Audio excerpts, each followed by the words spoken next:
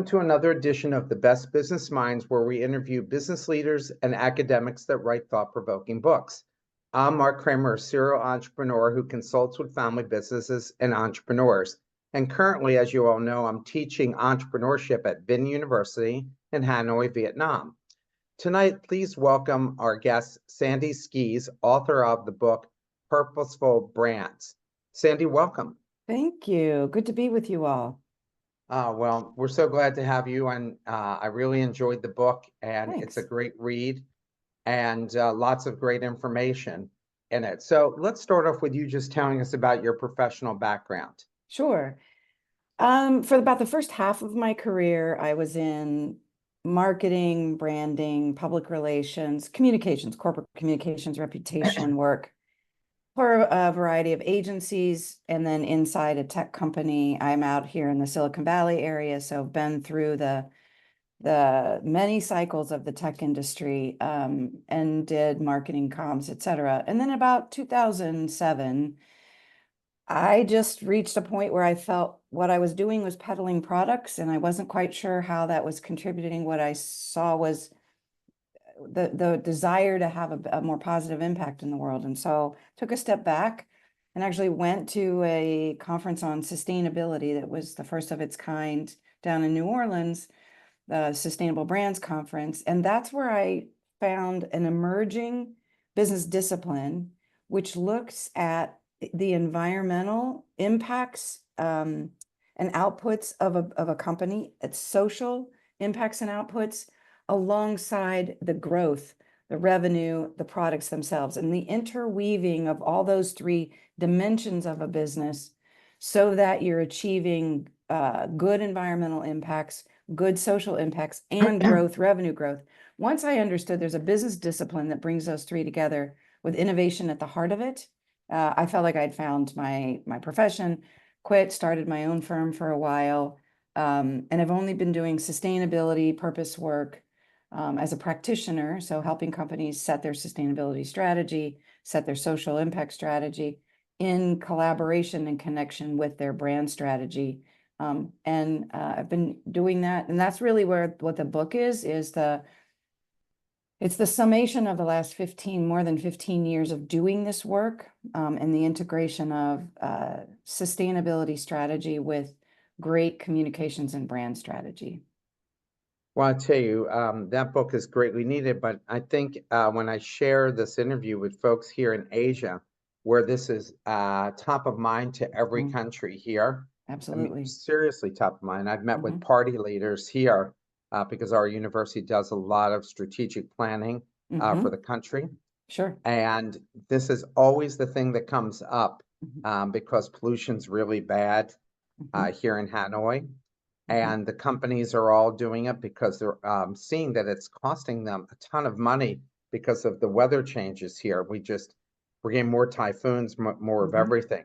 So, and each of the countries and foundations are making significant investments. But in the US, I keep reading on the Wall Street Journal that companies are dialing back their investment in this space. Well, let me say this. The companies that we work with, and they are Fortune 500, Fortune 100 companies, as well as scale-up companies and some early stage, for those who understand where we are, both from a reality of weather chaos, extreme weather events, which is people can disagree what the cause of that is, but that's a reality. And we have two strategies as companies: either try to mitigate that or adapt to it. And many companies and organizations are doing both. In the United States, there's been a very a group of activists who have become very loud in their concern about, quote, ESG. So they're anti-ESG, environment, social, governance. I look at that as environment, social, and growth, which is the way the sustainability practitioners look at this. But that being said, companies have made the decision to keep their foot on the pedal. I'm not going to say gas because I'm going to call it my EV pedal. Yeah, right. Companies are keeping their foot on the pedal with their programs while quieting their communications about what they're doing. But in all the conversations I'm having with businesses, what they understand is two things. They have an impact on climate, and we're just talking about environmental now, setting aside social cohesion, sort of cultural cohesion, which is that's a social dimension, and we'll come to that in a minute. But just from an environmental perspective, when you look at enterprise risk management, which is a very serious business dimension, businesses understand they're having an impact on the environment, and the environment is having an impact on them. And to understand that duality and participate in, again, mitigating your impact on the climate and adapting to the climate's impact on your business is where we all are. Where you're located in Asia, we've got supply chain disruptions. We've got all over the world, low-lying regions that are constantly being flooded. So there's a business disruption case to be made around paying attention to environmental impacts and making it part of your business strategy, which is not only how you run your company, but how you make the products you make and what happens to them afterwards. And so that's sort of the one thing from an enterprise risk management perspective, which these loud vocal activists are ignoring, frankly. And then there's the rise of this next generation of your employees, your customers, your partners, who expect responsible businesses who pay attention to environmental outputs. Yeah, I can't tell you how many of my students where this is top of mind, that all the hackathons here in Asia all focus, literally all these Yes. hackathons focus on this. The kids are worried about it. They're It's worried. the number one concern for the youngest generation, for Gen Z and Gen Alpha, is they're in the streets about it. They are becoming more and more activist about their desire to fix it and to stop this from happening. Yeah, they're even, when we talk to our students, they're even questioning employers that want to hire them because I'm in Ivy League level school, and the kids are like, I don't want to work for somebody who doesn't take this That's right. seriously. That's right. And 75-85% of the businesses are family owned, and the families are hearing from the younger generation it's not all about profits. And here they typically in Asia are looking 5-10 years out. They're not quarter to quarter Right. here. I mean, remarkable, Their as it thinking is should be. different. That's right. Yeah. That is, in a lot of ways, and I write about this in the book, trace this quarter to quarter pressure. It goes back to the days of Jack Welch and GE. And actually, Jack Welch was the first CEO who treated labor as a commodity and laid off a portion of the labor force in order to meet his quarterly numbers, which Right.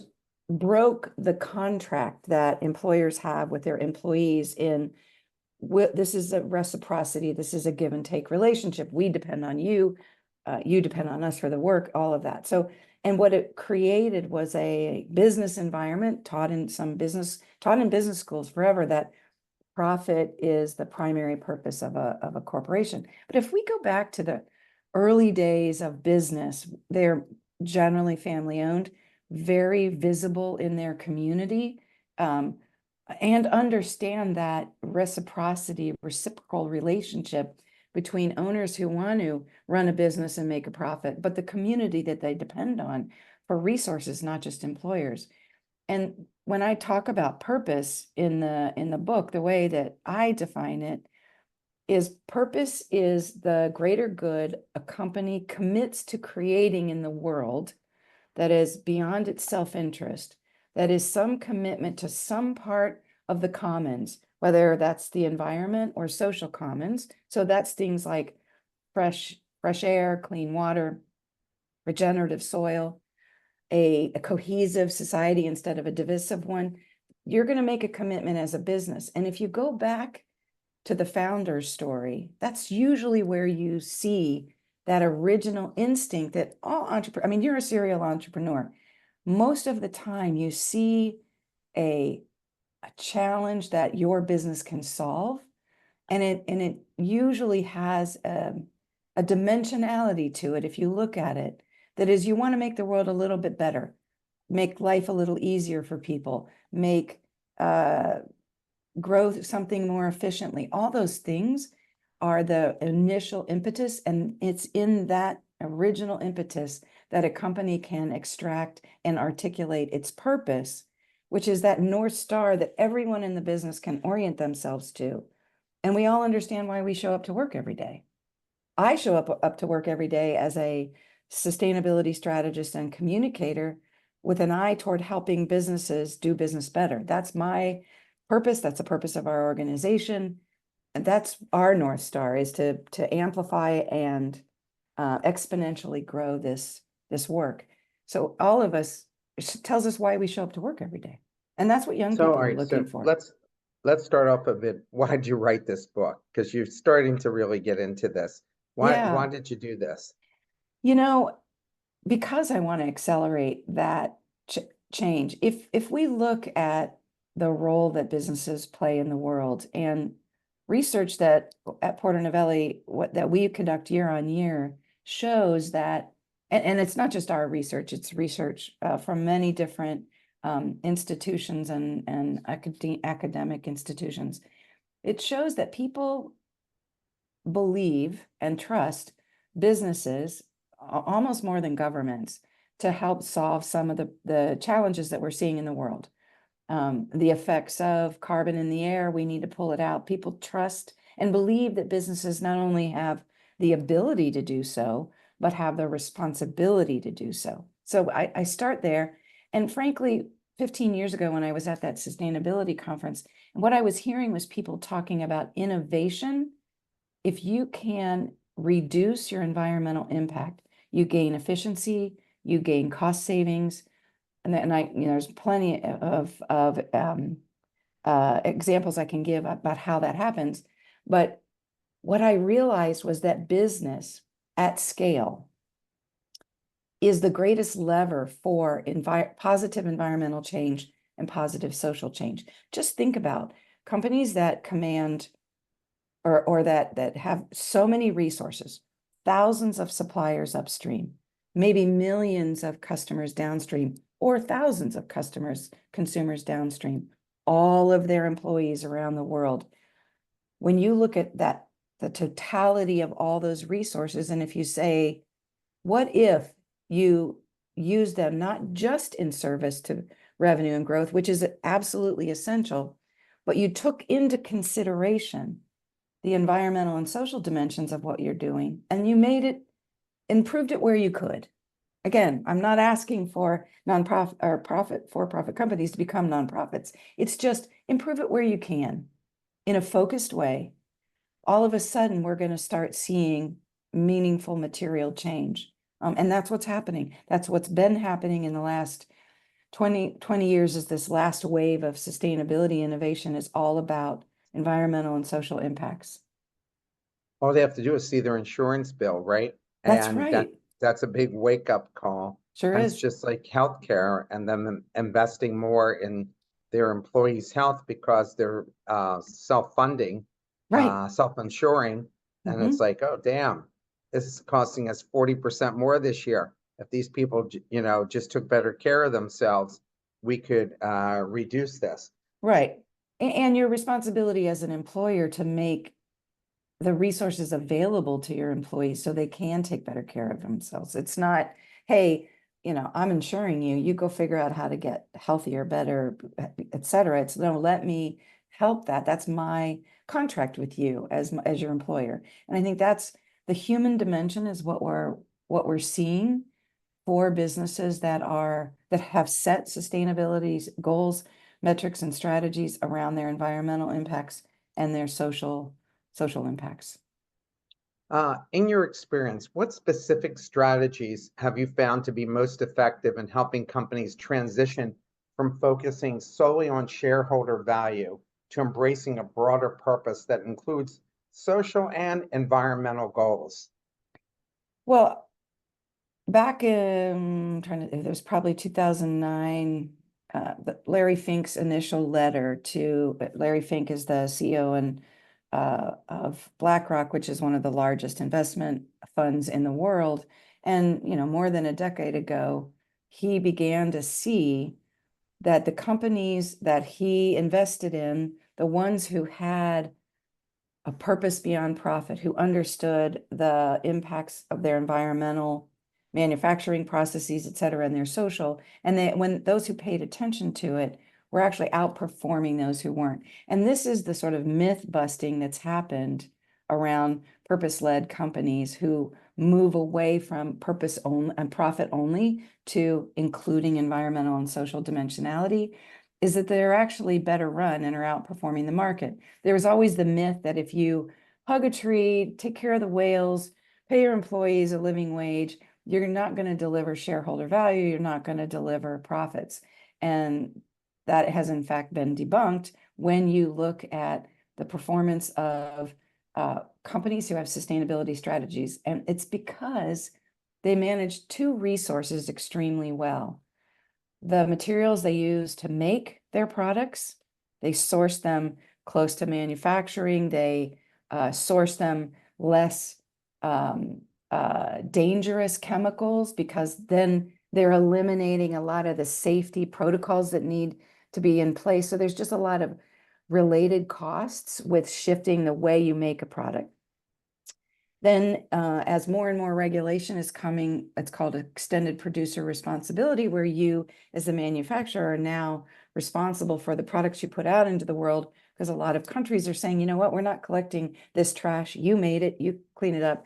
We have regulations, come and get your trash. So they have to construct new ways of making the products that take into consideration what happens with them when they're done. I've seen this most effectively in the technology sector, where there's a lot of product take back, refurbishment, et cetera. And then, so that's just the environmental impacts and the way that you can reduce cost. Also, the waste you produce in making your product, the less waste you have that has to be carted away by haulers. Instead, it's purchased by recyclers. You're making money on your trash, not using money to have it hauled away. And then, so that's all the environmental dimensions that improve resource purchasing, procurement, improve cost and efficiencies. Again, same thing. It costs a lot of companies to put solar on their roofs and their manufacturing and distribution facilities, but once done, their power and their electricity costs are considerably less. So it's just all of those that have the cumulative effect of reducing costs. On a social side, when you take care of your employees, you're going to attract and retain them better than companies who don't. And this is proven over and over again. And we talked a little while ago about millennials, Gen Z, and the alpha generation below them are looking for and will only work for companies who understand their citizenship role in the world, if you will, their responsibility in the world. And so to attract and retain employees, you need a purpose. You need to be contributing to the world in some way. That's what your most of your current and future employees are looking for. So are your customers, and so are your investors. And this is something I tell CEOs all the time is, don't forget that a lot of your small shareholders are these individuals who are investing in this new layer of fintech like Wealthfront and Robinhood, and they're buying shares on their own of your company, either in funds or individually. So they're paying attention. So this younger generation who are using fintech, financial technology, to invest in companies are looking for the same things in the companies they invest in as the companies they buy from and the companies they work for. And it is one of the largest generational shifts we've seen in a long time. So those are the pressures that companies are facing, so that I can say to CEOs, if it simply for your own self-interest in the way that this generational shift is happening, this is these dimensions of your business, environmental and social, require your attention and your commitment. You mentioned that real structural and organizational change is hard and complicated, which you're alluding to here. Mm-hmm. Can you provide examples of companies that have successfully implemented these changes and the key factors that contributed to their success, which these are companies you're probably working with now? I'm going to use two. One I detail pretty clearly in the book, which is Abercrombie and Fitch, a global apparel brand. Probably everyone who's been around for a while certainly remembers them in their heyday in the 90s. They were a very exclusive clothing brand. Their CEO at the time said, you know, we only want the pretty people to wear our clothes. And over time, this was a company that began eroding. I mean, they were in stores and malls all over the world. Their traffic declined, loyalty from customers declined. They were in serious trouble. About 8, 9 years ago, they hired in a new CEO, Fran Horowitz, brilliant omni-channel retail apparel executive. And what she decided is the company needed to stand for something. It needed to be about something. And in her mind, it was, how do we create the most inclusive clothing brand, not the most exclusive? Flip it on its head. She brought in designers from New York and LA into Columbus, Ohio, which is in the middle of the United States, in the middle of the country, the Midwest, if you will, which is where Abercrombie and Fitch is headquartered. But when we were working with them, there we are in Columbus, we're talking to designers who left lucrative work in New York, LA, and other fashion centers around the world to work for Fran. And they understood and felt compelled to change this brand from being the most exclusive to the most inclusive. And they understood and wanted to participate in, how do we use fashion and apparel to improve culture, to improve cultural cohesion, to create more unity and less divisiveness. And they saw that these individuals came to work on that problem. And what happened is they imbued their entire workforce with it. It changed the way they designed clothes. They went from, I think the largest size for women was probably size 12. Now they have a full size inclusivity. They're changing how they think about designing clothes for gender, and it's more about size. These are curvy sizes. These are more angular sizes. They're thinking about how to give all their customers the best experience and the most expansive understanding so they're designing their products different. And what we now see is their stock is way up. They're one of the few apparel companies who survived the COVID downturn. Their stock is up, their revenues are up, their employee engagement is up, their website is so much better. So by changing their focus, they changed their product, which then changed their business outcomes. So that's one example of a company who used purpose to drive product innovation and change the way in which the company innovates and does its business. Another company that I have worked with is General Mills, and the impetus for their focus on their environmental impact came, frankly, from the environmental risk management assessment that if we don't have clean air, clean water, and thriving soil, they can't grow the food that they make into the products that they sell. So their business is operationally dependent on moving away from monoculture crops that are in soils that are nutritionally depleted. And so their environmental strategy, where Abercrombie and Fitch was a social strategy, General Mills, which is a big global manufacturer of food products across pet, snack, and frozen foods. So just to orient them for those, because they are an American headquartered company. Both of these examples are. So they understood that in order for them to have a reliable stream of quality ingredients, they needed to go upstream, if you will, and began working with farmers in how they're farming, which is why converting monoculture agricultural fields to regenerative agriculture fields and looking at things in a food shed system, they're changing the ingredients they're putting into their food products, which is also what their employees want to be doing and what their customers want to buy. So agriculture is one dimension. They have 3 big goals: reduce carbon, increase regenerative ag acres, and shift packaging to recyclable or refillable. Again, all based on what their consumers are asking of them and how they can reduce costs. So here's a great example of what does that mean in manufacturing? Well, if you've got a goal that your packaging needs to be recycled, it means at some point you're going to have to test different plastic films, maybe from petroleum plastic to bioplastic on your manufacturing lines, which means the people who run your manufacturing lines have to be convinced that I'm willing to take that line down. When I'm being measured on throughput, I got to take that line down. So you, the R&D person who's been testing this plastic, can put that on my line and we can run it through and see if it works.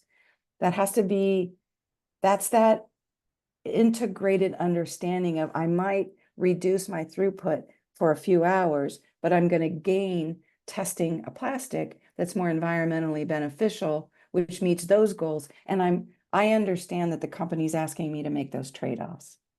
And so that's the work we've done with General Mills, is getting employees to understand you're going to make a different set of trade-offs than you have currently been making, which has always been about price, efficiency, quality. We're adding an environmental dimensionality to your decision tree, and that's going to be part of your job now. So a personal aha moment. Can you share more about how your personal experiences, such as coming out in the mid 1990s, have influenced your approach to helping executives articulate the North Star to their companies? Sure. I mean, I have done a TED Talk on this. I write about it in my book. I grew up in the middle of the United States in a Midwest town, went to college, married my college sweetheart.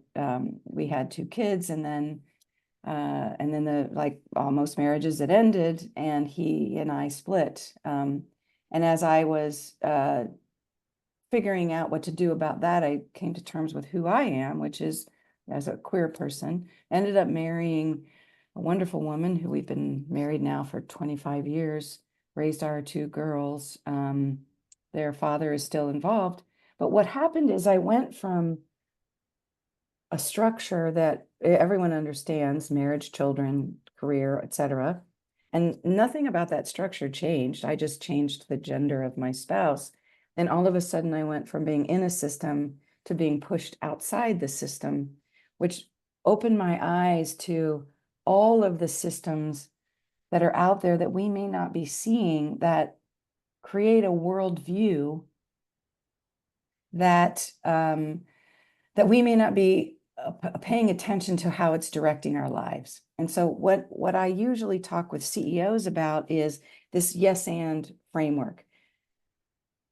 If we're stuck in a binary framework, and for me, it was revealed to myself when I began looking at who I was as a person.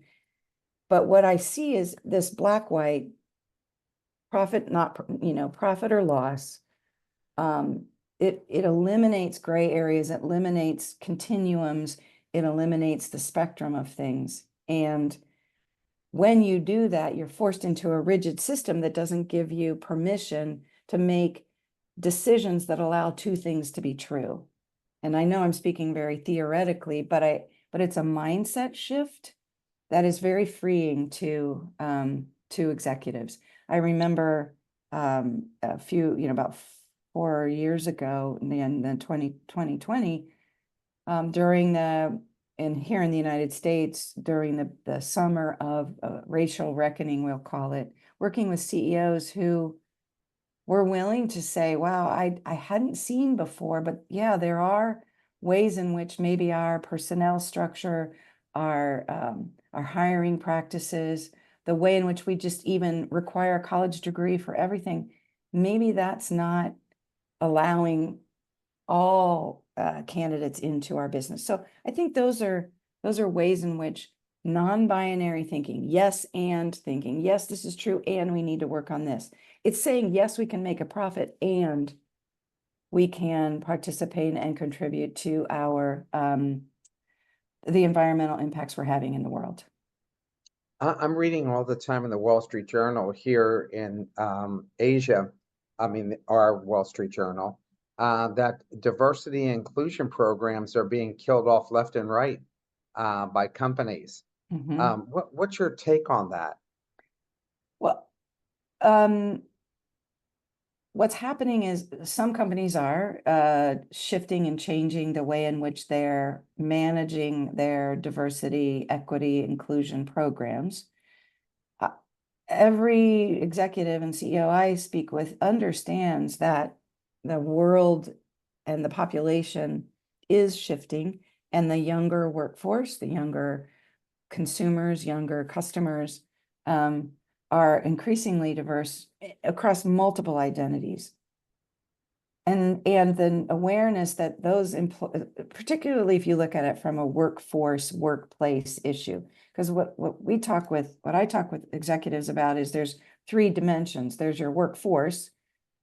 Who are they? There's your workplace. How does the workplace handle all of the different types of employees you have in your workforce? And then there's the marketplace. That's who your customers are, your future customers, your current customers, the market expansion you want. And diversity is just a fact in all three of those dimensions.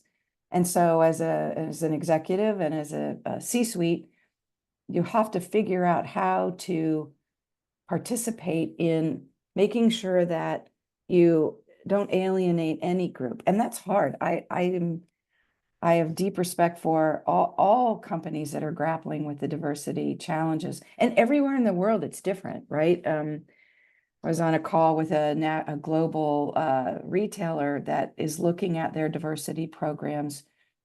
They're different in Asia than they are in Europe, than they are in Latin America, than they are in the North America markets, because how it gets defined. But in the US in particular, I think what we're seeing is the programs are continuing, that I can assure you. The way people talk about it is shifting as we're seeking the kind of language that allows us to explain how creating workplaces where all kinds of all of your workers feel able to contribute and feel protected and safe. That's one thing. And you're a company that appeals to a wide range of customer groups, and you're not alienating one or the other, but you're taking into consideration the different types of people you serve. That is diversity, equity, and inclusion. But we might be using different words to describe it, and that's okay. The work is still the work, and it is happening. Non-binary thinking in business. How can companies practically implement non-binary thinking in their day-to-day operations and decision-making processes to foster more inclusive and adaptive workplace culture, which you've kind of started to allude to here? Well, I mean, I think we're watching companies do this now. There's a lot of, in fact, in the sort of diversity, equity, inclusion space, one of the things we're starting to see is the emergence and recognition that there are neuro differences between people, and that those differences can be and should be accommodated in employment opportunities, and that neuro differences, and by that I mean specifically a look at where people might be on an autism spectrum. That is a strength for certain kinds of work. And so the recognition of our minds might work differently, which then makes us suited for some kind of work and not the other.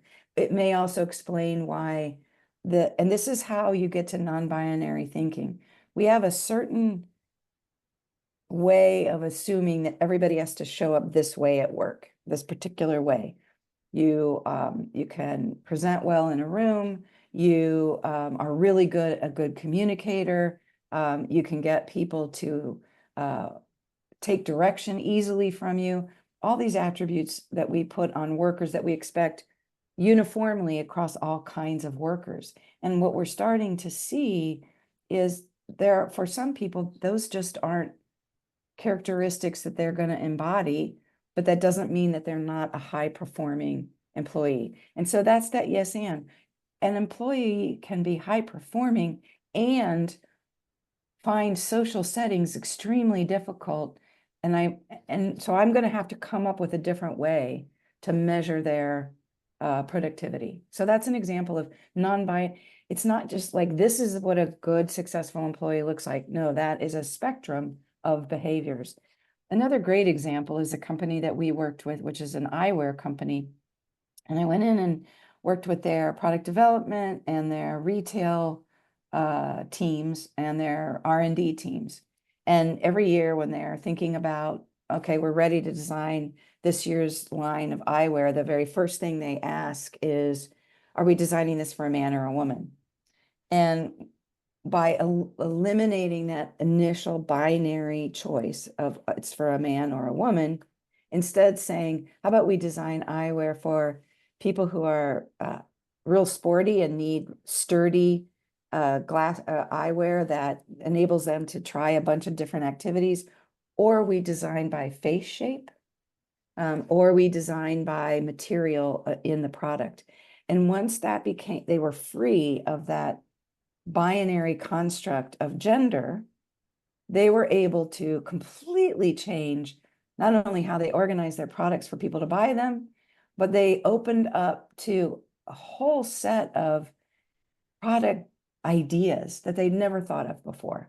And then they began to realize that a lot of the products that they had designed either for men or for women had the ability to appeal to personality types rather than, or active types rather than men or women. And it just made it easier for people to find the products they wanted to buy and buy them. So we removed, that's an example of non-binary thinking and questioning those frameworks that we just assume are how things should be. You mentioned the SB brand transformation roadmap and the continuum of sustainability leadership. Can you elaborate on the companies that can effectively use these tools to assess and improve their sustainability efforts, especially in areas where they may currently be lagging? Sure, but I want to just take a step back because I think it's important for everyone to understand the interplay between purpose, sustainability, and ESG. So I want to just start there, and then I'm going to come back to the sustainable brands, brand transformation roadmap. So as I said earlier, purpose is the greater good you're going to commit to contributing to the commons, right? That's your North Star. That's the why are we in business? That's your purpose. And you can imagine how it drives a sustainability strategy, which is a strategy that says, if this is our purpose, then here's how it's going to play out in the environmental dimensions of our business, the social dimensions of our business, and the revenue and growth dimensions of our business. That's a sustainability strategy says, how are we going to deliver on our promise, our purpose? Now, built into a sustainability strategy is also a strategy for how you're going to meet the regulatory requirements that are on any company for how it manages its resources, its waste, its human capital, its employee safety, and how you're going to govern or how you're going to manage and track your revenue and your growth, which is generally accepted accounting principles. So built into a sustainability strategy is those trade-offs. We're going to continue to make a profit here, but it's going to cost us over here to meet our purpose and ambition and address those regulatory requirements that are put on us for carbon emissions, water quality that we put back into all those things. That's sustainability strategy. Below that is ESG, which is a terminology that sort of came out of Wall Street that I'm seeing diminish in its usefulness. But simply think of ESG as the mechanics for measuring how you're doing on your environmental commitments, how you're doing on your social commitments, how you're doing on your revenue and growth commitments. That's what an ESG strategy is, environment, social. From Wall Street, it's governance. And do you have in place the right frameworks and mechanisms that I can trust that the way you're reporting your revenue alongside your carbon, alongside your employee safety, for example, there's systems in place and I can trust that your commitments and your progress is being adequately and factually reported. That's what ESG is. So that's that's the framework. So there are tools like the Sustainable Brands brand transformation roadmap. And if you go to sustainablebrands.com and look for it, you'll find it. But it's basically saying that there are 5 dimensions of a sustainable brand. There is purpose. So are you articulating your purpose and are you living it out? There is your supply chain. Are you managing your supply chain, everything from the resources and their outputs, which you'll see coming all of this scope 3 reporting requirements, which says you need to understand if the places and things you're using as part of your supply chain, you're going to be held accountable to make sure that they are the least environmentally impactful. So that's supply chain. Product innovation, that's another dimension of a sustainable brand on the brand transformation roadmap. Governance is another. Are you building the systems in place? One of the large multinationals we work with, for example, has added in their annual business strategy system and their financial forecasting program, they have added a carbon and environmental dimension to it. So they're using robust and existing business processes and systems as a mechanism for tracking and reporting on their environmental progress. That's an example of governance. So those are all the dimensions. And the Sustainable Brands Brand Transformation Roadmap is a tool that any company can use to self-assess in sort of beginner all the way to leader, because there's the 5 pillars, and then there's where are you on the continuum. Some people are just starting in some areas, some others are further along in other areas, and it allows you to self-assess and see where you are. And there's, I think, over 150 self-assessment questions, which gives you a score and shows you, here's how we're doing as a company in places where we need improvement. How can companies effectively balance transparency with caution to avoid both greenwashing and green hushing in their sustainability communications? So let's define greenwashing is communications about a company's sustainability, and it's usually their environmental sustainability progress that is either false or overstating. A great example is if you have a product where you've been able, say, to reduce packaging waste on it, and you talk about it in a way that implies the savings for this one product line can be attributed to all of them, when that is in fact not true. So that's greenwashing. Green hushing is you actually are making progress, let's say again, on packaging waste. And maybe you've got the packaging you're using for certain products is, say, 25–30% bioplastics instead of petroleum plastics, but you're not talking about it. That's green hushing.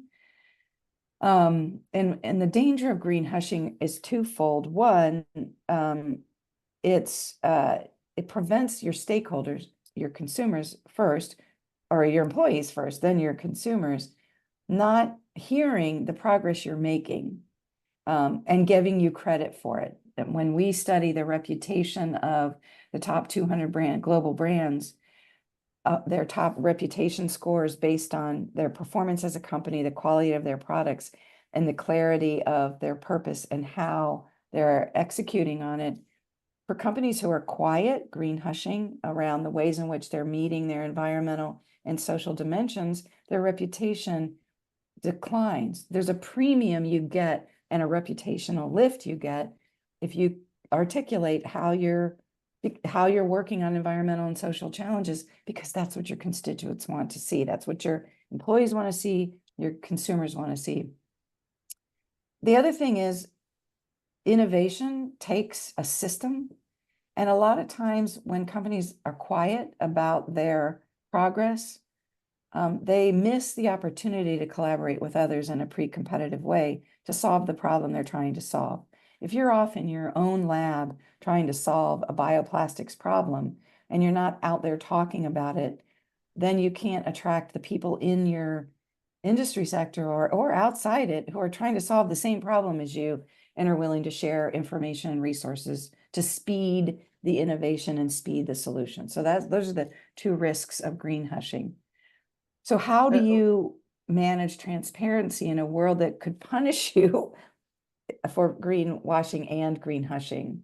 And that's about being authentic. It is about accepting that it's a journey and being willing to be humble and admit where we've run up against these roadblocks. We can't figure out how to do it.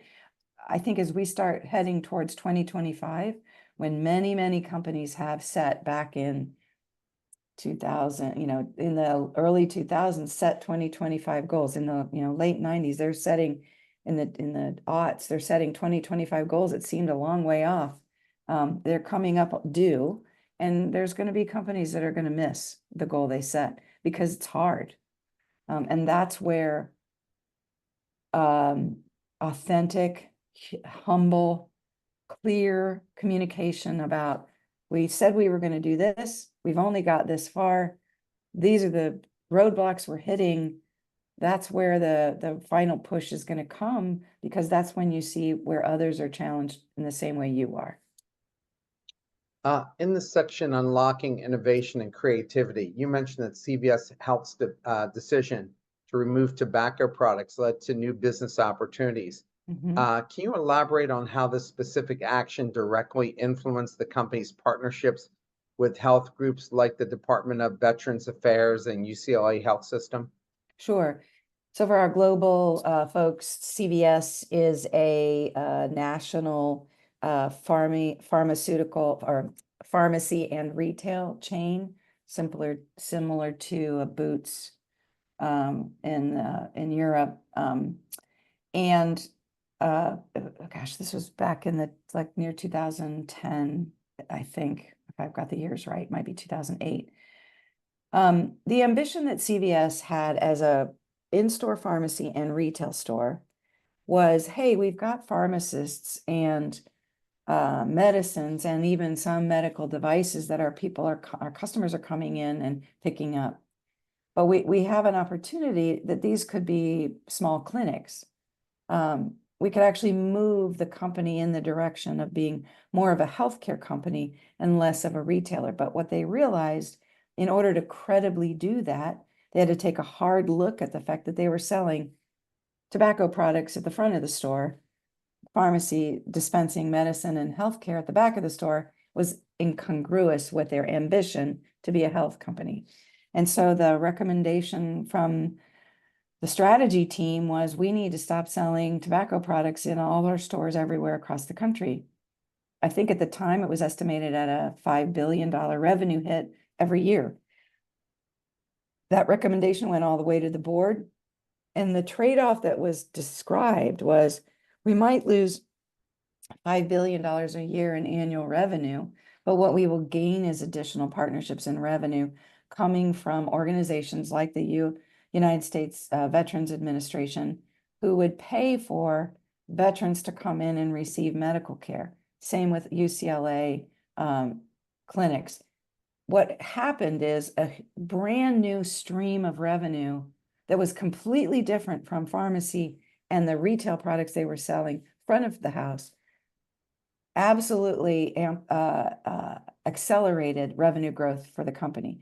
And it gave them the permission to acquire and merge with a health insurance company, with Aetna, which is a national health insurance company. So you can see, as they shifted from seeing themselves more as a retailer with a pharmacy to a pharmacy healthcare company with some retail. Very different, but that strategic decision to live out their purpose of being a healthcare provider required a tough decision, which I call creative destruction, which is, you be the driver of eliminating the part of your business that in the new world doesn't serve you. And for CVS, that was selling tobacco products.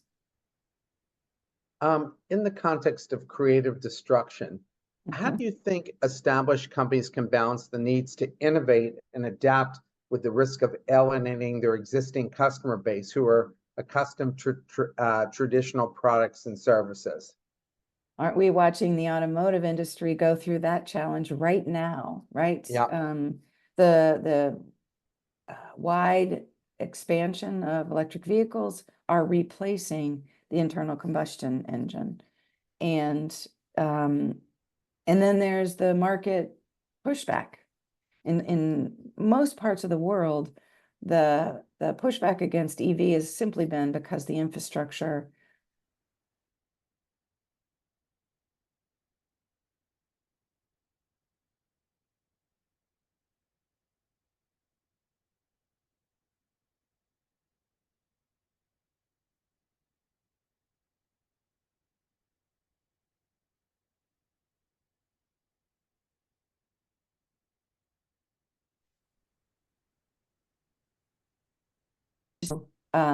now we need companies or people to buy.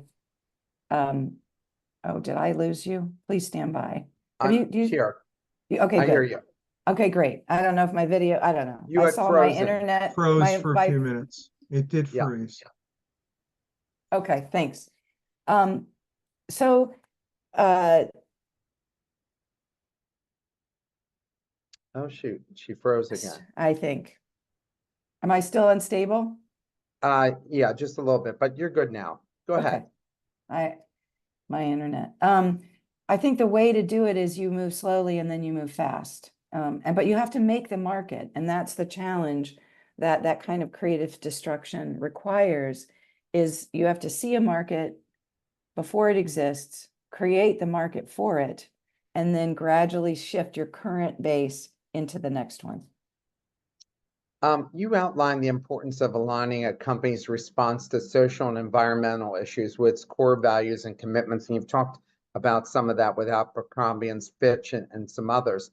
How can companies effectively balance the need for genuine and impactful engagement with the risk of being perceived as purpose washing or opportunistic, especially in the context of high-profile cultural and environmental moments? Mm-hmm. Yeah, nobody wants to be seen as performative when it comes to what issues you might weigh in on as a company. And your mention of the pushback that you're reading for DEI is a great example. So the first thing you start with is your purpose, and then every company should, if it doesn't, it should have them, have articulated its values. And if equity, fairness, quality, all those things that are your company values are a good place to look for where and how you decide to show up on issues. I've created a framework that it has 3 parts to it. The first is to recognize all of the issues that are happening out in the world impact your employees first and your customers second, and they create anxiety, worry, activism, a sense of activism or outrage. And so you just need to be listening and paying attention to the ones that have the most saliency with your stakeholders, with your employees and with your customers. Pay attention to what they're saying out there. Listen to social media, listen in what's coming into the call center, all of those things. But prior to any issue raising its head, figure out which of the broad issues you feel has the most saliency to the company that you're in and the industry that you're in, the company you are and the industry that you're in. And that becomes your North Star. On any issue, you have to make a decision if you're going to show up as an ally, an advocate, or an activist. I call those 3 issue personas. If you're going to be an ally, you're going to watch an issue and you're just going to show up when something happens and say, we see this challenge, we see this hurt, we see this suffering, and we acknowledge it. That's what allies do. Advocates begin to use their voice and their brand and some of their resources to work toward a solution or a intervention around an issue or an incident. You might sign on to a letter of support. You might send product or services to a particular region that needs help. That's being an advocate. And activist is the third persona. And most companies aren't activists on any issue because it requires leadership and the ambition to make a change. We all know the classic examples of activist brands, Patagonia, Ben and Jerry's. These are brands that are looking to get laws changed, are looking to activate their customers, their consumers, their employees to agitate for change. That's what activist brands do. And most companies, it's not relevant to their business to be in that role. So on any issue, you might show up as an ally, an advocate. Rarely will you be an activist. And there will be some issues that you will be more in an analyzing mode, where you'll say, you know what, we're not sure if this issue is salient and pertinent to our employees and our customers. So we're going to watch it and we're going to stay silent on it until we figure out how much, for lack of a better word, how much juice it has with our stakeholder groups. And so that's a recommendation for how you decide when and how to show up. How can companies effectively reconcile their political engagement and support with their public sustainability and social commitments to avoid the pitfalls of perceived greenwashing or hypocrisy, especially when political actions might contradict their stated values and goals? Yeah, there's a really great initiative that's coming out of the University of Michigan Herb School for Sustainability and Business School called Corporate Political Responsibility. And I recommend folks take a look at that. But what it's saying is, pay attention to, again, I'm going to say those things that you might not be aware of, the systems that might be hidden, but pay attention to the industry groups you belong to, the lobbying groups you might belong to determine if what you're doing on the political side is in opposition to claims and commitments you might have made on the climate or social side. Because a lot of times we've seen companies that have made commitments from a climate or carbon perspective, and then they belong to trade groups that are actively trying to eliminate either regulation or guidance on climate commitments. So those are in opposition, and you want to make sure that you're aware of what your reputational risks are when it comes to that. You know, politics is a dimension of life that all of our constituents and stakeholder groups participate in, and the goal is to try to be as apolitical as possible, and by that I mean political groups instead stand for values, for outcomes, for the kind of world you want to see, and allow your employees and your customers to make their own decisions about where and how they'll show up to support that. Sandy, can't believe an hour went by that quickly. Yes, it did. Yeah, but I mean, it's a lot to think about that people have been thinking about pretty heavily over the last decade and more. And we'll see what the political race happens in the United States. Here in Asia, they talk a lot about what's going to happen in the United States, depending on who wins the White House. Yeah. And they look at, if one person wins, it could be very bad for the environment, of which they're all making these significant investments. If the other person wins, it could be good for the environment, but other kinds of political issues. Right. So it's an interesting time that we're living in. We sure with are. extremes, with very little coming together and being agreeable on some significant issues. So we'll see how all this plays out. I look forward to your next book and interviewing you again. So we got to get a next book there. All right. I hear that challenge. I guess it's been Yes. long enough. I mean, you've written several, so Yeah, 6 it's books. It's a heck of a process. I haven't written one in like a decade now. So I'm thinking of writing a couple more now that I'm here in Asia. Everybody have a wonderful weekend. Look forward to seeing you all next Friday. Thanks so much, Mark.